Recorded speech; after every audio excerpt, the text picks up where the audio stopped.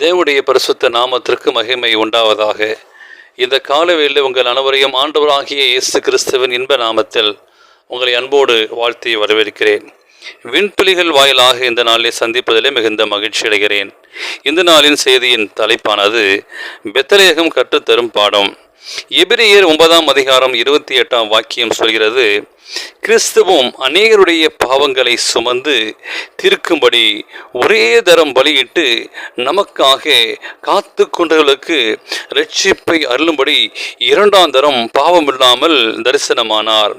இயேசு கிறிஸ்துவின் 1ஆம் வருகையின் காலத்திலே இறை வாக்கை காக்கின்ற பொறுப்பை பெற்றிருந்த பரிசுத்த பட்டணத்தின் ஆசாரியர்களும் வேதபாரர்களும் காலங்களின் அடையாளங்களை தெரிவிக்க கண்டுணர்ந்து வாக்குத்தத்தம் பண்ணப்பட்டவரின் வருகையை வெகு சீக்கிரத்தில் இருக்கிறது என்ற செய்தியை அவர்கள் அறியாமலும் அதை மக்களுக்கு அறிவிக்காமலும் இருக்கும் பட்சத்தில் அதை குறித்து அவர்கள் போக்கு சொல்ல இடமில்லை.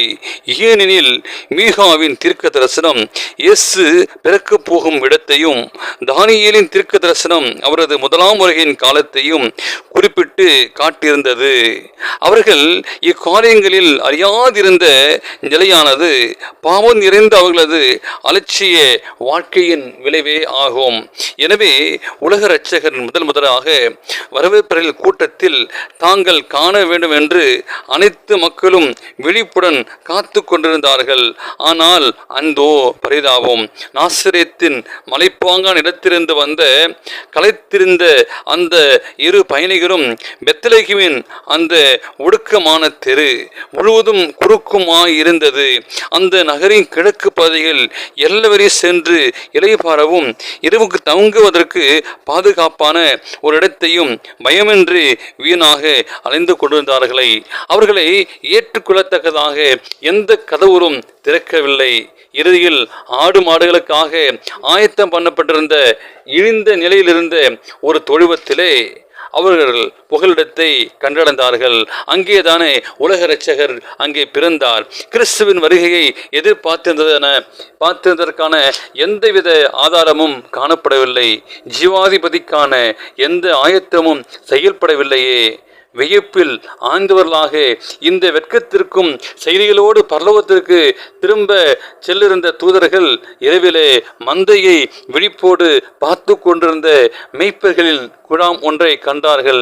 இதோ மெய்ப்பர்கள் உலக மெய்ப்பரின் வருகைக்காக ஏக்கம் மீந்தவர்களாக பூமிக்கு வரவிருக்கின்ற மெய்சாவை குறித்த தீர்க்கதரிசனத்தை பற்றி ஆழ்ந்து சிந்தித்தவர்களாக நட்சத்திரங்கள் மின்னுகின்ற வானமண்டங்களை உற்று நோக்கி கொண்டிருந்தார்கள். இங்கு ஒரு கூட்டம் பரலோகத்தின் தூதை ஏற்றுக்கொள்ள ஆயத்தமாயிருந்தது.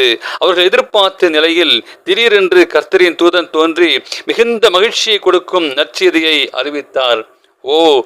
பெத்லகேமே, இந்த அற்புதமான வரலாற்றில் எத்தகைய பாடம் நமக்கு இருக்கிறது. நமது அவிசுவாசத்தை, நமது பெருமையும் சுயத்தின் மீது நாம் வைத்திருக்கும் மட்டில்லாத நம்பிக்கையும் எத்தகைய விதத்தில் இப்பாடம் நமக்கு அருளுகிறது. நம்மை சந்திக்க போகும் நியாய தீர்ப்புகளை அறியாதவர்களாக குற்ற இயல்புள்ள அக்கறையற்ற தன்மையினால் காலங்களின் அடையாளங்களை தெளிவாக கண்டிருந்து கொள்ள நாமும் தவறிடாமல் எச்சரிக்கையாக இருக்கும்படி பெத்லகேம் பாடம் நமக்கு கற்றுத்தருகிறது. எனவே நீங்கள் நானும் ஜாக்கிரதையாக இருப்போம். தேவனுடைய வருகைக்கு ஆயத்தமாகுவோம். தேவன் தாமே உங்களை ஆசீர்வதிப்பதாக. இந்த நாளின் செய்தியையும் கேட்ட உங்களையும் பிறந்த நாளையும் திருமண நாளும் காண்கிற பிள்ளைகளை தேவன் தாமே ஆசீர்வதிப்பாராக. ஆமேன்.